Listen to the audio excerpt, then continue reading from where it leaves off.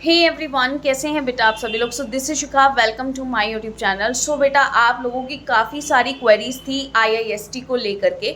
IIST के बारे में बहुत सारे बच्चों को काफ़ी सारी क्वेरीज थी, किसी की इंस्टा पे, किसी की टेली पे। आप एक ही जगह मुझे इंस्टा पे डीएम करा करो, क्योंकि टेली में यूज़ नहीं करती। आप में से काफ़ी सारे बच्चों के डाउट्स मुझे टेली पे आते हैं। टेली में यूज़ नहीं करती, मुझे टेली बिल्कुल भी अच्छा नहीं लगता, मैं एक्टिव भी नहीं रहती, इसलिए आप मुझे इंस्टा पे डीएम कर सकते हो। इंस्टा आईडी नीचे डिस्क्रिप्शन बॉक्स में है, वहाँ फॉलो भी कर लेना। वहाँ पर मैं काफ़ी एक्टिव रहती हूँ, आपको रिप्लाई ज़रूर कर दिया करूँगी। अब देखो, यहाँ पर आप लोगों की क्वेरीज में बताती हूँ। काफ़ी सारे बच्चों को ये भी नहीं पता कि आईआईएसटी अपनी रैंक लिस्ट जो है वो सेपरेट भी निकालती है, जिसमें अगर आपका एडवांस क्लियर नहीं भी हुआ तो भी आपका टोटल 50 मार्क्स से ज़्यादा होना चाहिए, या सब्जेक्ट वाइज आपका 3 मार्क्स से ज़्यादा होना चाहिए। इस बात को ध्यान रखिएगा। अब इसका राउंड 1 का जो रिजल्ट है बेटा, वो आ चुका है। राउंड 1 का रिजल्ट आने के बाद कल तक का आपके पास लास्ट डेट है, जब आप अपनी सीट एक्सेप्टेंस फीस और डॉक्यूमेंट्स को अपलोड कर सकते हो। अब यहाँ पर देखो, ये जो डेट है, यहाँ पर सीट एक्सेप्टेंस फीस मैं आपको हमेशा कहती हूँ टाइम से भर देनी चाहिए।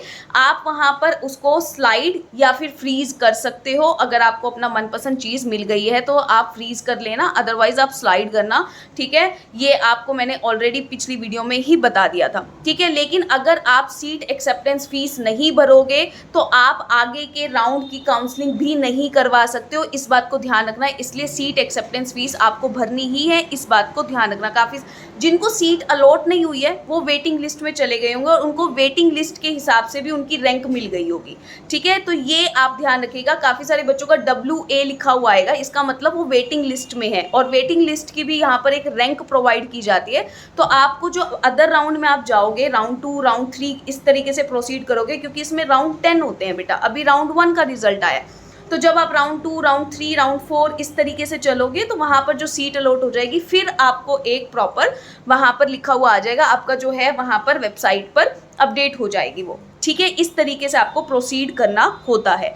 एक छोटी सी चीज़ जो काफ़ी सारे बच्चों को यहाँ पर नहीं पता है, वो ये है कि राउंड 4 के बाद आपको रीवैलिडेशन करना पड़ता है। मान लीजिए किसी बच्चे को आईआईटी में या एनआईटी में सीट मिल गई है, तो वो आगे आईआईएसटी की काउंसलिंग को कंटिन्यू नहीं करना चाहता होगा, तो वो रीवैलिडेशन नहीं करेगा।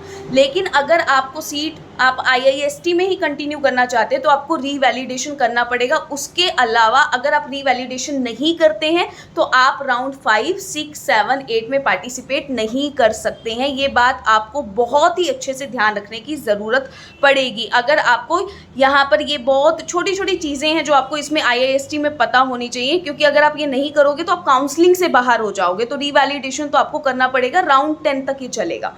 ठीक है, तो ये सारे डाउट्स आप लोगों के थे, आई होप मैं क्लियर कर पाई हूँ। चैनल को सब्सक्राइब और वीडियो को लाइक ज़रूर कर देना। एक चीज़ और जो मैं आप सभी लोगों से शेयर करना चाह रही हूँ, आप मुझे कमेंट्स में ज़रूर बताना। हम चाह रहे हैं आप लोगों का इनऑर्गेनिक केमिस्ट्री का एक एडवांस बैच आप लोगों के लिए लॉन्च किया जाए। ठीक है, जिसमें हर चैप्टर के आपको 300 से 400 चैप्टर की DPPs आपको मिले, और जिसमें आपको एक प्रॉपर एडवांस लेवल का कंटेंट आपको मिले।